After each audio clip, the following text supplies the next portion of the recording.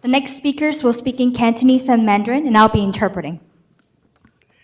你好，我叫劉玉愛，我住喺昆士1000號。 Hi everyone, my name is Ui Liu, and I live at 1000 Southern Artery. 我嚟咗美國超過20年啦。我最喜歡都係住喺昆士嗰度，因為咧呢度嘅社區有多元嘅包容我哋。我來自不同族類嘅人咧，也感到好幸運啦，好幸福啦。也有好多華人住喺嗰度，加上呢度嘅交通咧又便利，出入又方便，讓我感到親切又舒服。 I have lived in the United States for more than 20 years, and Quincy is my favorite place to call home.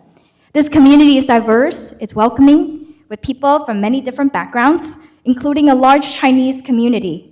With its convenience to public transit and a strong sense of community, Quincy has always felt both familiar and comfortable to me.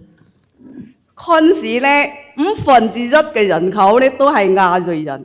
農曆新年咧對我哋華人同埋旗下族裔族嘅人咧都有重大嘅意義嘅。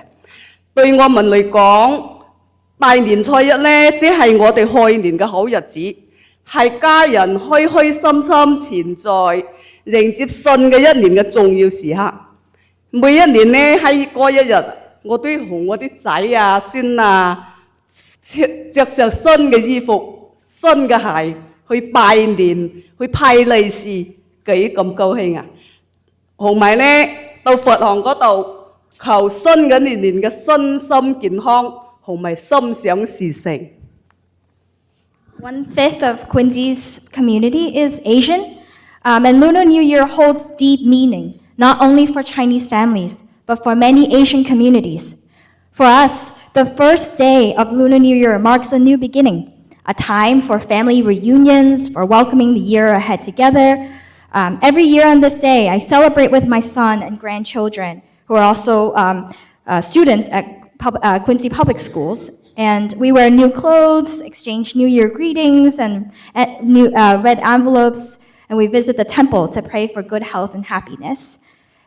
These traditions are not just rituals, they're how we pass down our values, our history, and our identity.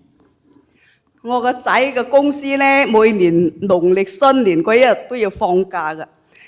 老闆咧讓員工能與家人共度呢個美好嘅大日子，但如果新年那一日咧唔係週末嘅話咧，我啲孫仔啊佢哋要返學，佢孫仔們咧就冇法參與我哋前所有嘅新年喜慶活動啦。這對我哋嚟講咧，又係失去咗傳承世代嘅意義。My son's workplace recognizes the importance of this holiday and gives employees a day off so they can celebrate with their families. But when Lunar New Year falls on a weekday, my grandchildren still have school. That means they cannot fully participate in our family traditions and celebrations. Something meaningful feels lost. 我個大孫呢，而家住喺昆士學校讀11年級啦。佢喺中國出生長大，從小呢就經歷過我哋家庭慶祝農曆新年嘅種種嘅習俗。Coming up on time. Can we have a little bit more time just for interpretation? We'll be wrapping up. Thank you. Rules are 3 minutes, so we have to try to stick to the same rules. Okay. Jackson's plan from QPS to give more time for people who need interpretation. 做什麼？繼續。哦，佢告訴我，佢又非常懷念這些中國嘅傳統。雖然我哋喺美國冇辦法像中國一樣慶祝15日嘅咁長嘅假期，但佢都希望學校每年呢能夠初一嗰日放一日假，讓佢可以同家人一起慶祝呢個重要嘅日子，把我哋嘅文化傳承下去。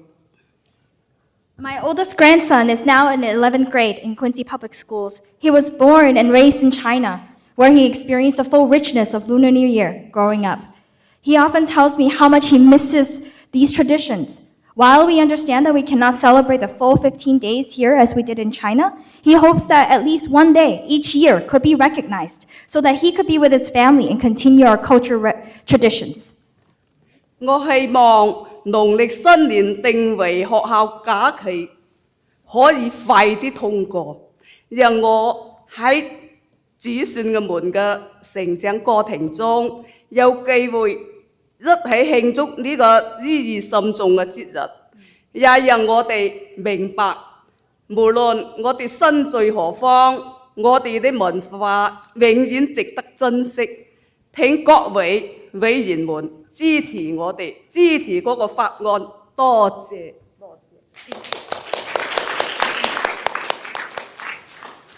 I hope that recognizing Lunar New Year as a school holiday can move forward soon.